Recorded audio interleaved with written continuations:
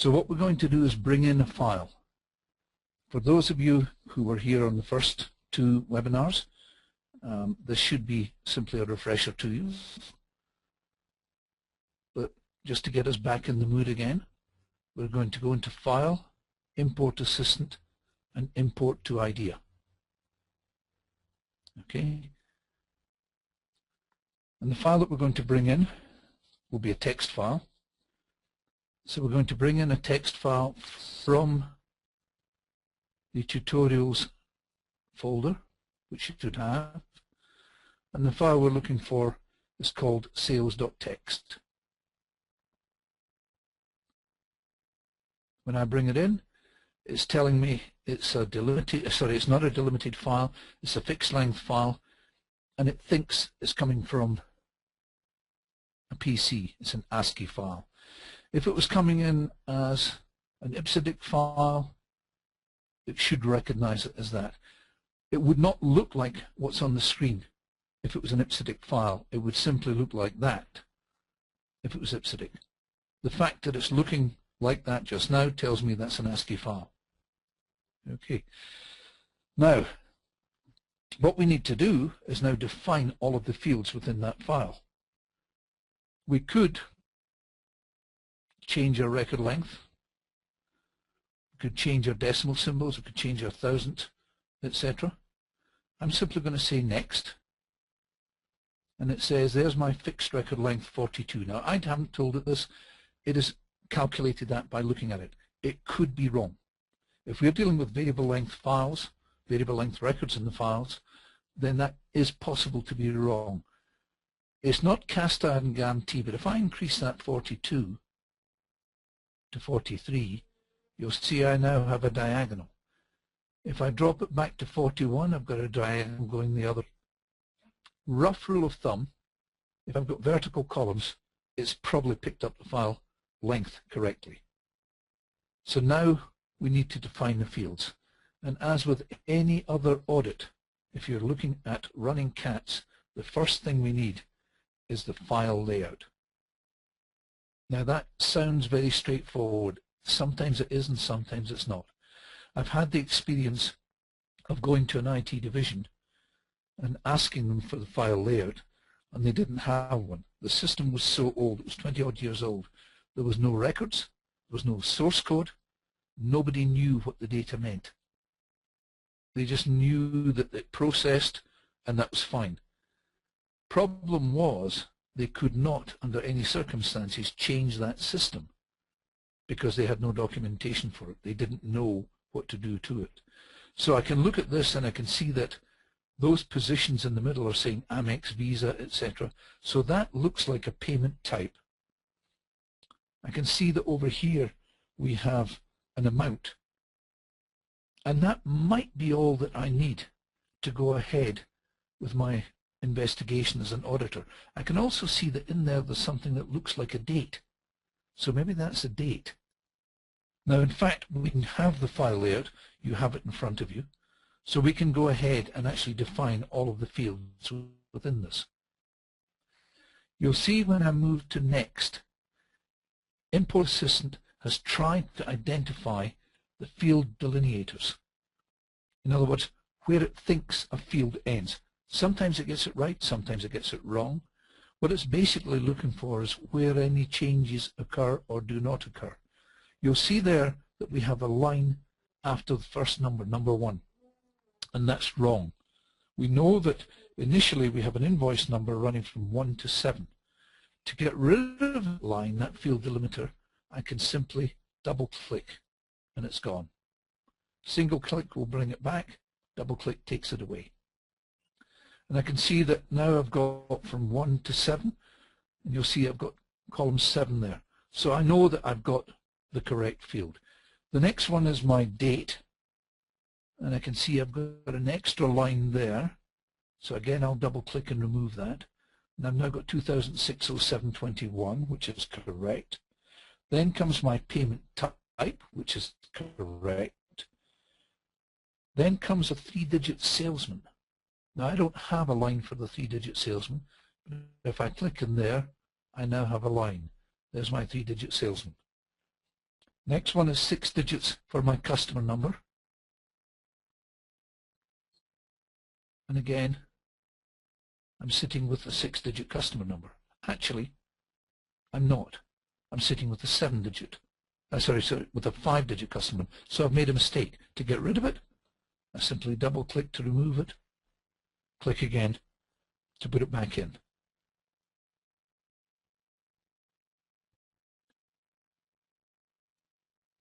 Everyone with me so far? Now, anyone who's actually alert will note that in actual fact the 21254 was in fact my 5-digit number. So it was in fact correct. Once again, there's no big deal. I can take it out. I can put it back in the right place.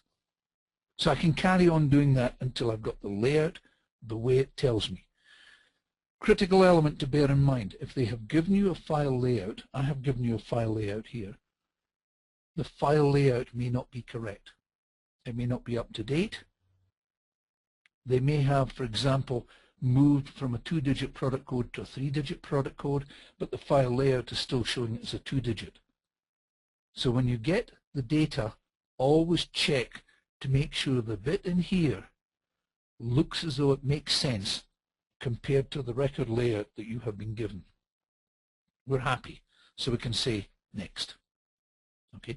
Now I need to tell it what each of these fields are. I know that the first one is my invoice number, so I can simply say INV number. It is numeric. There are no decimal places, so I can move on to the next one. And my next one is my transaction date. So I can call it transaction date. Okay, but it's not a character field. This is a date field. So I need to change that from character to date. And having told it it's a date field, I now need to tell it what type of date field it is. Is it year, year, month, month, day, day, or what? Now in this case we know, because it's on our record layout, that it's year, year, year, year, month, month, day, day. We can also look at the data, pick one of those and say, yep, that's a month, month, and a day, day. So if I did it the other way around and said day, day, month, month, it's not going to work. Okay, I can see up here, that's what it's going to look like. So I can move on to my next field. And my next field is my payment type. And again, it says it's character. I check my layout. Yes, it's character, so I'm happy with that. I can move on to the next one. This is my salesman.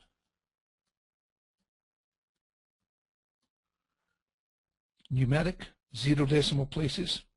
We're happy with that. The next one should be my customer number. Also numeric.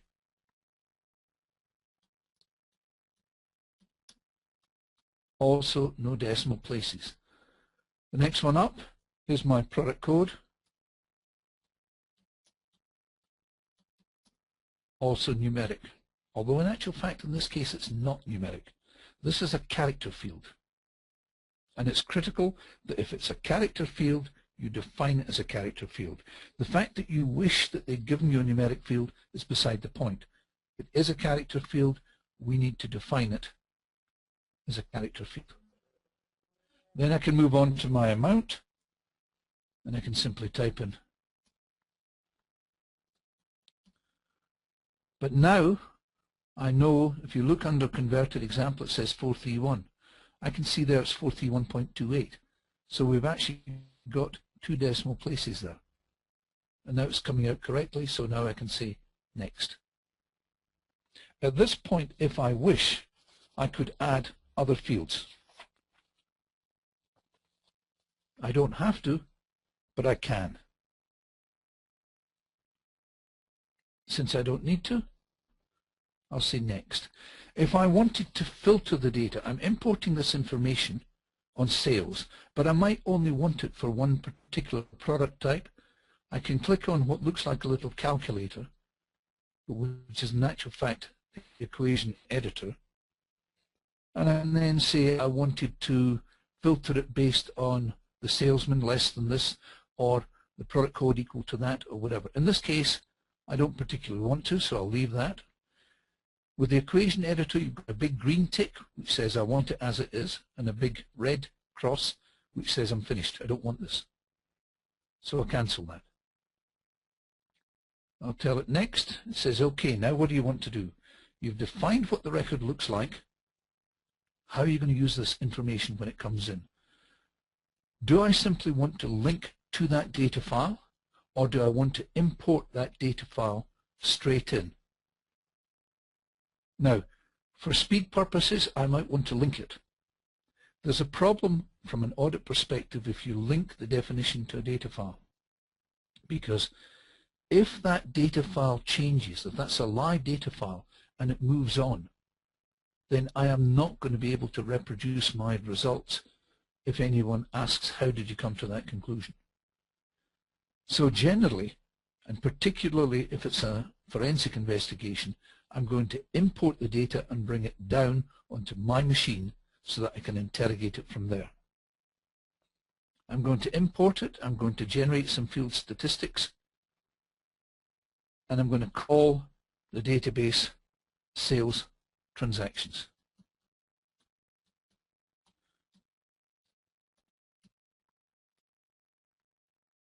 And when everyone's done that,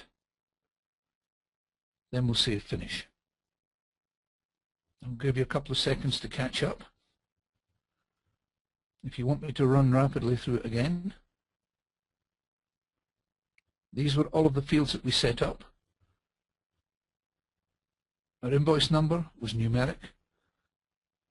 Our date we set up as a date field. Our payment type was character. Our salesman was numeric. Our customer was numeric.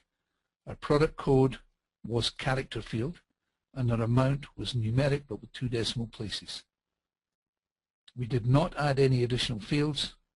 We did not want to filter anything out. And we do want to generate field statistics, and the database name is going to be called sales transactions. And when I'm happy with all of that, I'll say finish. Now in my case I've already done it, so I'm going to replace the file. And there are all of my sales transactions: invoice number, transaction date, payment type, salesman, etc. I am now ready to start my investigations.